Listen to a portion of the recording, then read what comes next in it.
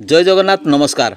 आसंतु नजर पकेबा आज Mayurbhanj जिलार top news update कौन सब रही किंतु ता पूर्व आपण मानक गोटे अनुरोध भिडियोटी को शेष पर्यंत देखि आपणकर सुचिंतित मतामत दियंतु एवं भिडियोटी को लाइक करंतु।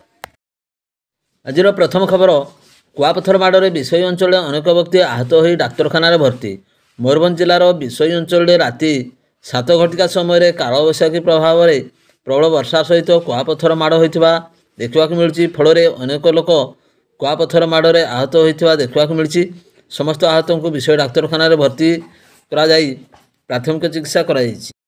परवर्ती खबर गुरुवार अपराह्न 4:30 बड़ामपुर ठारे बेतनटी रेंज रे प्रवेश कले 55 टिकिया झाड़खंडी हाथीपल। पूर्वर बेतनटी रेंज अधीन खीरीपदा जंगल में 3टी एवं छातना जंगल में 4टी, गंडीगधा जंगल में 9टी एहीपरी 16टी पृथक भाव में विचरण करुवा बेले गुरुवार अपराह्न 55टी हाथी अनुप्रवेश करने पर बेतनटी रेंज इलाकार बणुआ हाथीपल संख्या 71 रे पहुंची। एने वन विभाग एकाधिक टीम हाथीपल गुड़िक उपर नजर रखुवा बेले जनबसति ठारू दूरे रखा तत्पर रही।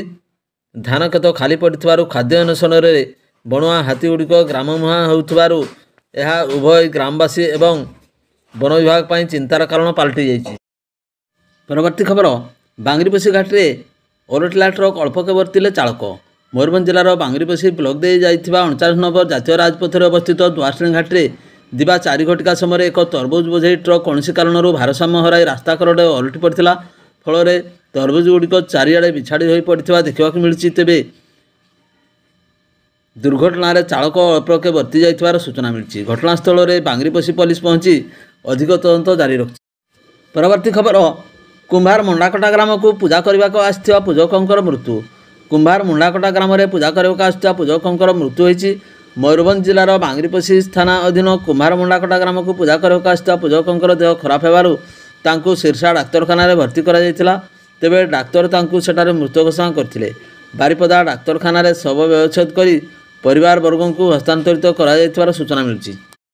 परवर्ती खबर बेतनटी अबकारी थाना पक्षर बड़साई थाना अधीन आगुआड़ एवं चंदनपुर समेत बैसिंगा थाना अधीन माणतीरी ठारे चढ़ाऊ करी चरा देशी मद और विदेशी मद जबत घटना 4 अभियुक्तों को गिरफ्त करी गुरुवार अपराह्न 3टारे कटचारण कराई। गिरफ अभियुक्त माने हेउचंती आगुआड़ ग्रामर जितराय सोरेन पुओ शिवप्रसाद निकटर 2.5 लिटर ऊर्ध्व चरा विदेशी मद समेत से आगुआड़ ग्रामर संजय महांतर पुओ विजय महांत निकटर 12 लिटर ऊर्ध्व चरा देशी मद जबत कराइथिला। सेही भली चंदनपुर ग्राम में चढ़ाऊ कर जगन्नाथ सोरेन पुओ बीरू सोरेन एवं माणतीर नारायण बेहेरा निकटर 20 लिटर ऊर्ध्व चरा देशी मद जबत कराइथिला। एने बेतनटी अबकारी थाना पक्षर 4 गोटी पृथक मामला रुजु कर अभियुक्त मानकु गिरफ करा जायथिबा बेले स्वास्थ्य परीक्षा पर बेतनटी जेएमएफसी कोर्ट को हाजर करा जायथिला। बेतनटी अबकारी थाना अधिकारी प्रकाश साहू सदल बले पृथक पृथक भाव में यही चढ़ाऊ सामिल होते।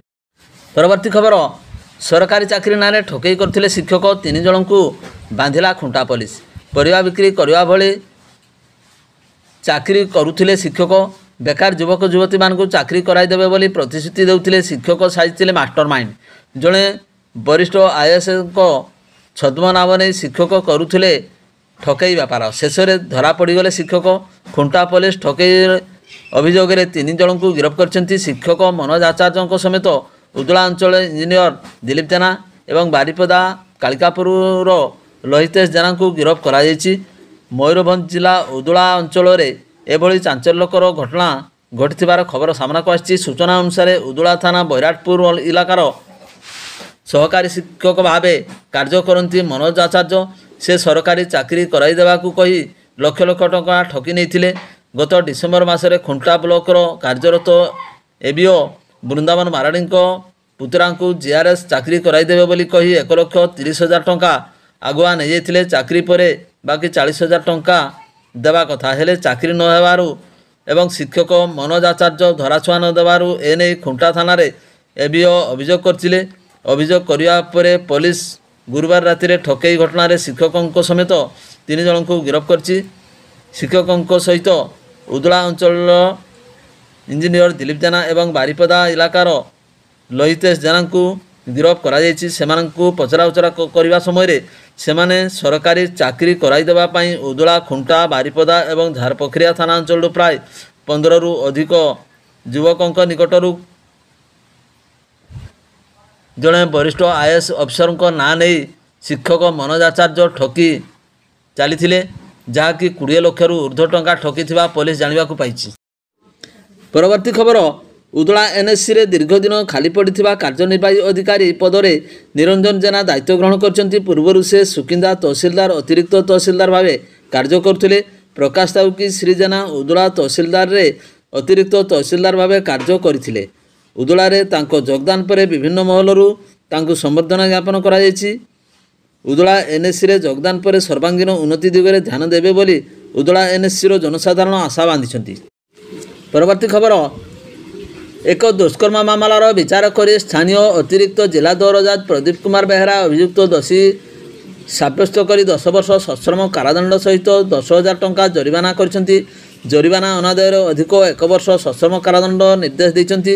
ସୂଚନା ଅନୁଯାୟୀ ଶରତ ଥାନାର 2019 ମସିହାରେ ଜଣେ ମା ତା'ର ବିକଳାଙ୍ଗ ଝିଅକୁ ଘରେ ଛାଡ଼ି ପାଣି ଆଣିବାକୁ ଯାଇଥିବା ସମୟରେ ଅଭିଯୁକ୍ତ ସୁରା ସିଂ ଭଦ୍ରା ତାକୁ ଟେକି ନେଇ ଦୁଷ୍କର୍ମ କରିଥିଲେ। ଉକ୍ତ ଘଟଣା ପରେ ପୀଡ଼ିତାଙ୍କ ମା ଶରତ ଥାନାରେ ଅଭିଯୋଗ କରିଥିଲେ। ଏନେଇ 22/2019ରେ ମାମଲା ପଞ୍ଜୀକୃତ ହୋଇଥିଲା। ଏହି ଘଟଣାରେ 17 ଜଣ ସାକ୍ଷୀଙ୍କ ବୟାନ 18ଟି ଦସ୍ତାବିଜକୁ ଭିତ୍ତି କରି ବିଚାରପତି ସୁରା ସିଂ ଭଦ୍ରାକୁ ଏହି ଦଣ୍ଡାଦେଶ ଶୁଣାଇଥିଲେ। ସରକାରଙ୍କ ପକ୍ଷରୁ ଅତିରିକ୍ତ PP ଗାଜି ଶେଖ ସାହାବୁଦ୍ଦିନ ମାମଲା ପରିଚାଳନା କରିଥିଲେ। ପରବର୍ତ୍ତୀ ଖବର, 2024 ମସିହା ଅକ୍ଟୋବର 11 ତାରିଖରେ ବଡ଼ସାହି ଥାନା ଅନ୍ତର୍ଗତ ବେଲପାଳଠାରେ ହୋଇଥିବା ଏକ ସଡ଼କ ଦୁର୍ଘଟଣାରେ ମୃତକଙ୍କ ସ୍ତ୍ରୀଙ୍କ ଏତଲା କ୍ରମେ ଦିଅରକୁ ଗିରଫ କରି ପୁଲିସ ଗୁରୁବାର ବେତନଡ଼ି JMFC କୋର୍ଟକୁ ଚାଲାଣ କରିଥିବା ଜଣାପଡ଼ିଛି। ଗିରଫ ଅଭିଯୁକ୍ତ ଜଣକ ହେଉଛନ୍ତି କୁଳିଅଣା ଥାନା ରାଇକଡ଼ ଝରଣର ଉପକଣ୍ଠ ଜିଆଳି ଗ୍ରାମର ବିଶ୍ୱଜିତ ନାୟକ, ବୟସ 28 ବର୍ଷ। ଏତଲାକାରିଣୀ କୁଳିଅଣା ଥାନା ରାଇକଡ଼ ଝରଣ ଉପକଣ୍ଠ ଜିଆଳି ଗ୍ରାମର ସ୍ୱର୍ଗତ ସତ୍ୟଜିତ ନାୟକଙ୍କ ସ୍ତ୍ରୀ ପୁଷ୍ପଲତା ନାୟକଙ୍କ ଅଭିଯୋଗ ମୁତାବକ ଗତ ଅକ୍ଟୋବର 11 ତାରିଖରେ ଦିଅର ବିଶ୍ୱଜିତ ନାୟକ ନିଜର ବଡ଼ ଭାଇ ତଥା ଏତଲାକାରିଣୀ ସ୍ୱାମୀ ସତ୍ୟଜିତ ନାୟକ ଏବଂ ଅନ୍ୟ ଜଣେ ସମ୍ପର୍କୀୟଙ୍କୁ ନେଇ Audi 11M 3670 ନମ୍ବର ବିଶିଷ୍ଟ ବାଇକ୍ ଯୋଗେ ବନ୍ଧୁ ଘରକୁ ଯାଉଥିବା ବେଳେ ବଡ଼ସାହି ଥାନା ଅଧୀନ ବେଲପାଳଠାରେ ଜୈନିକ ସାଇକେଲ ଚାଳକଙ୍କୁ ଧକ୍କା ଦେଇ ରାସ୍ତାରେ କଚାଡ଼ି ହୋଇ ପଡ଼ିଥିଲେ। ଏଥିରେ ସତ୍ୟଜିତଙ୍କର କଟକ ବଡ଼ ଡାକ୍ତରଖାନା ଦୁର୍ଘଟଣା ପରଦିନ ଅର୍ଥାତ୍ ଗତ ଅକ୍ଟୋବର 12 ତାରିଖରେ ଚିକିତ୍ସାଧୀନ ଅବସ୍ଥାରେ ମୃତ୍ୟୁ ଘଟିଥିଲା। ଏନେଇ ବଡ଼ସାହି ପୁଲିସ ସେତେବେଳେ ପୁଷ୍ପଲତାଙ୍କ ଏତଲା କ୍ରମେ 274 ନମ୍ବରରେ ମାମଲା ରୁଜୁ କରି ଦୁର୍ଘଟଣାଗ୍ରସ୍ତ ମୋଟରସାଇକେଲ ଜବତ କରିବା ସହିତ ତଦନ୍ତ ଆରମ୍ଭ କରିଥିଲେ। ଦୁର୍ଘଟଣାରେ ସ୍ୱାମୀଙ୍କ ମୃତ୍ୟୁ ପାଇଁ ଏତଲାକାରିଣୀ ପୁଷ୍ପଲତା ନାୟକ ନିଜ ଦିଅର ବିଶ୍ୱଜିତଙ୍କୁ ଦ୍ରୁତ ଅସାବଧାନତା ତଥା ବେପରୁଆ ଗାଡ଼ି ଚାଳନାକୁ ଦାୟୀ କରିବା ବେଳେ ଗୁରୁବାର ଏତଲାକାରିଣୀଙ୍କ ଦିଅର ବିଶ୍ୱଜିତ ନାୟକଙ୍କୁ ଗିରଫ କରି ସ୍ୱାସ୍ଥ୍ୟ ପରୀକ୍ଷା ପରେ କଟଚାଲାଣ କରିଛି ବଡ଼ସାହି ପୋଲିସ। ପରବର୍ତ୍ତୀ ଖବର, ଗୋପବନ୍ଧୁ ନଗର ବ୍ଲକ ମଙ୍ଗଳପୁର ସମ୍ପ୍ରସାରଣ ଅଧିକାରୀ ସତ୍ୟଭାନୁ ସର୍ଦ୍ଦାର ସିଂଙ୍କୁ କୁଆମରା ଫାଣ୍ଡିରୁ ମାତ୍ର 200 ମିଟର ଦୂର ଭଳ ପୋଖରୀ ଛକରେ ଯୋଜନାବଦ୍ଧ ଭାବେ ଜଗି ରହିଥିବା 2 ଜଣ ଅତର୍କିତ ଆକ୍ରମଣ କରି ତାଙ୍କ ମୋବାଇଲ ଛଡ଼ାଇ ନେବା ଅଭିଯୋଗ ଖୁଣ୍ଟା ଥାନାରେ ହୋଇଛି। ସତ୍ୟଭାନୁଙ୍କ କହିବା ଅନୁସାରେ ସେ ଆରପଡ଼ା ପଞ୍ଚାୟତ ଟିକାତପୁର ଗ୍ରାମରେ 19 ତାରିଖରେ ପ୍ରଧାନମନ୍ତ୍ରୀ ଆବାସ ଯୋଜନା ସର୍ବେକ୍ଷଣ କରି ମଧ୍ୟାହ୍ନରେ ଖାଇବା ପାଇଁ କୁଆମରା କଲେଜ ଛକସ୍ଥିତ ଏକ ହୋଟେଲକୁ ଖାଇବାକୁ ଆସିଥିବା ବେଳେ ପୂର୍ବରୁ ସେହି ସ୍ଥାନରେ ଥିବା ଟିକାତପୁର ଗ୍ରାମର ଆଲାଜ ସିଂ ଏବଂ ଶ୍ୟାମସୁନ୍ଦରପୁର ବାଦଲ ମାଝୀ ତାଙ୍କୁ ଅଟକାଇବାକୁ ଚେଷ୍ଟା କରିଥିଲେ। ସତ୍ୟଭାନୁ ହୋଟେଲ ନିକଟରେ ପହଞ୍ଚି ଗାଡ଼ିରୁ ଓହ୍ଲାଇବା କ୍ଷଣି ତାଙ୍କ ଗାଳିଗୁଲଜ କରିବା ସହ ମାରପିଟ କରି 2ଟି ମୋବାଇଲ ଛଡ଼ାଇ ନେଇଥିଲେ। ଘଟଣା ସମ୍ପର୍କରେ ସେ ଆରପଡ଼ା ସରପଞ୍ଚଙ୍କୁ ଜଣାଇଥିଲେ। ଏହାପରେ ସେ କୁଆମରା ଡାକ୍ତରଖାନାରେ ଚିକିତ୍ସିତ ହୋଇ ଥାନାରେ ଏକ ଅଭିଯୋଗ କରିଥିଲେ। ତେବେ ପରେ ଆଲାଜି ଏକ ପାଲଟା ଅଭିଯୋଗ କରିଥିବାର ପ୍ରକାଶ। ପୁଲିସ ଅଭିଯୋଗର ଅଧିକ ତଦନ୍ତ ଜାରି ରଖିଛି। ପରବର୍ତ୍ତୀ ଖବର, ଆୟ ବହିର୍ଭୂତ ସମ୍ପତ୍ତି ଠୁଳ ଅଭିଯୋଗ ସଂକ୍ରାନ୍ତୀୟ 2009 ଏକ ଭିଜିଲାନ୍ସ ମାମଲାର ବାରିପଦା ସ୍ୱତନ୍ତ୍ର ଭିଜିଲାନ୍ସ ଜଜ୍ ପୂର୍ଣ୍ଣିମା ଜେନା ବିଚାର କରି ଅଭିଯୁକ୍ତ ବାରିପଦା ତତ୍କାଳୀନ ଜିଲ୍ଲା ପଞ୍ଚାୟତ ଅଧିକାରୀ ବଂଶୀଧର ସିଂଙ୍କୁ ଦୋଷୀ ସାବ୍ୟସ୍ତ କରିବା ସହ ଗୁରୁବାର ଦଣ୍ଡାଦେଶ ଶୁଣାଇଛନ୍ତି। ଦୋଷୀ ସାବ୍ୟସ୍ତ ଅଭିଯୁକ୍ତ ଚାକିରିରୁ ଅବସର ନେଇସାରିଛନ୍ତି। ଦୋଷୀ ସାବ୍ୟସ୍ତ ଅଭିଯୁକ୍ତଙ୍କୁ ଦୁର୍ନୀତି ନିବାରଣ ଆଇନର 13(2) ସହିତ 13(1) ଇ ଧାରାରେ 2 ବର୍ଷ ସଶ୍ରମ କାରାଦଣ୍ଡ ସହିତ 1 ଲକ୍ଷ ଟଙ୍କା ଜରିମାନା ଆଦେଶ କରାଯାଇଛି।